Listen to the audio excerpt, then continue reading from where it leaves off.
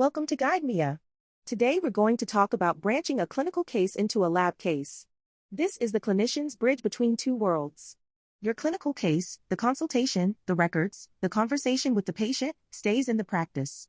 But when the recommended treatment needs lab work, like crowns, aligners, surgical guides, or implant prostheses, you branch. Cympha creates a new lab case that inherits the plan and enters the lab workflow. By the end of this lecture, you'll know when to branch and when not to, how the picker works, exactly what carries over automatically, what you still choose yourself, and what the lab sees on their side. Follow along with the case open, or listen now and read the guide later. Start with the mental model, because it makes every step obvious. A clinical case and a lab case are different animals. The clinical case is yours. It holds the consultations, the photos and scans, and the private conversation with the patient, and it never leaves the practice.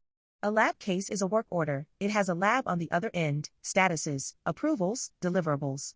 Branching is the act of creating the second from the first.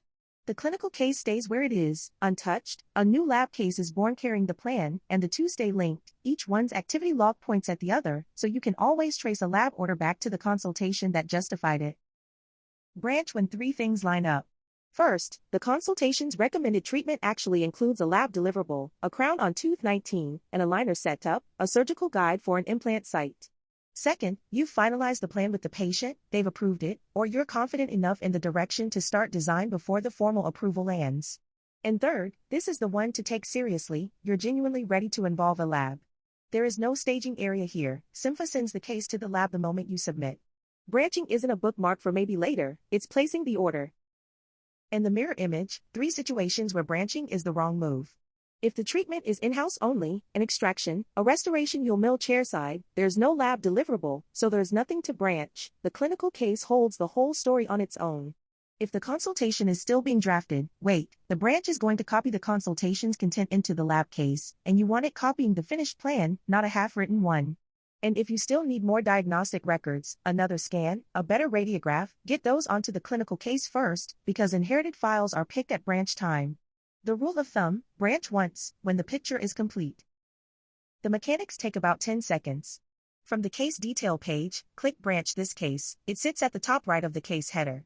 A picker dialog opens, listing your options newest first. The first option is no consultation reference. Branch from the whole clinical case, with no consultation-specific prefill. Use that when you didn't run a structured consultation, or when you just want the lab attached to the general case context. The other options are your consultations, each by name and date. Pick the one containing the treatment plan you want the lab to act on. Choose, and you're routed to the new case form, pre-populated with everything the branch carries over. Which brings us to what, exactly, carries over. When you pick a consultation, 4 things arrive pre-populated. The patient demographics, name, date of birth, contact, come from the parent case, and you can still edit them before submitting. The consultation's chief concern text becomes the new case's chief complaint. The consultation's treatment notes are carried into the case description, and this one matters more than it sounds. The lab sees your actual plan context, your reasoning, not just a one-line recommendation tagline. And the files attached to the consultation arrive pre-selected for inheritance. That selection is a starting point, not a verdict. Untick anything you don't want copied, and add other files from the parent case through the picker. The net effect, the lab case opens already telling the story you spent the consultation building. 5 choices remain yours, because no prefill can make them. The lab, search by name, partial match works, and the search also matches the lab manager's name or email. Note there's no public directory to browse, you connect with labs you already know. The service, each lab defines its own services, with their own fields, their own pricing, their own forms. Pick the one that fits the work. Additional files, beyond what the consultation selected, drag and drop, or pick from the parent case. The submission consent flags, terms and privacy. And one easy to miss, the physical materials toggle. If you're mailing models or impressions to the lab alongside the digital submission, switch it on so the lab knows a package is coming. Then submit. The moment you submit, 4 things happen at once. Cympha creates the child case, a real lab case, separate from your clinical one. A branch event is recorded on both sides. The parent's activity log notes that it branched to the new lab case, and the child's log notes it branched from your clinical case, so the paper trail runs in both directions. The child case enters the lab orchestration ladder, the same submitted to design to approved flow every lab case follows. There's a whole lecture on those statuses if you want it. And the lab you chose sees the case land in their queue, with your treatment note sitting right in the description. Your clinical case, meanwhile, hasn't changed at all. It's still clinical, still yours, still carrying the patient conversation. Put yourself on the lab side of the counter for a moment, because this is where branching earns its keep.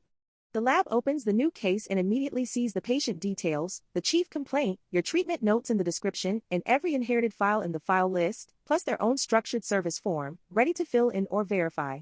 Compare that with how lab orders usually arrive: an email thread, a PDF of a scanned slip, and a phone call 2 days later that starts with "We said zirconia, right?" None of that happens here, because the lab isn't reading a summary of your plan, they're reading the plan, with the files it was built on attached. A handful of questions come up every time, so let's close them out. Can you branch without a consultation?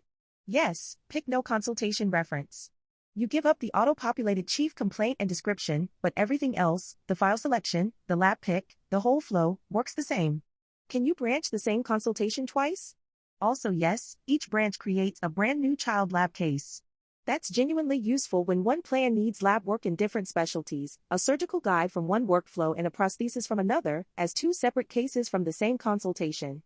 And what if you've run several consultations on the same clinical case over time, an initial general consultation, then a focused implant consultation months later? You can branch from either one, or from both, and each branch produces its own separate lab case carrying that consultation's content. The consultation you pick in the dialogue is the one whose plan and files travel, the others stay put. And finally, does the patient see the lab case? No. The patient's share is scoped to the consultation on the clinical case. The lab case is a separate workflow with separate participants, and the patient is not one of them. So that's branching. One click on the case header, pick the consultation, review what carried over, choose the lab and service, and submit. The clinical case keeps the patient's story, the lab case carries the work order, and the plan travels between them without anyone retyping a word of it. Keep the two timing rules in mind and you'll never misfire. Branch only when the plan is settled and you're truly ready to place the order, because submission is immediate, and get your records onto the clinical case before you branch, so the files you want are there to inherit. Do that, and the day a consultation turns into lab work, the handoff takes a minute.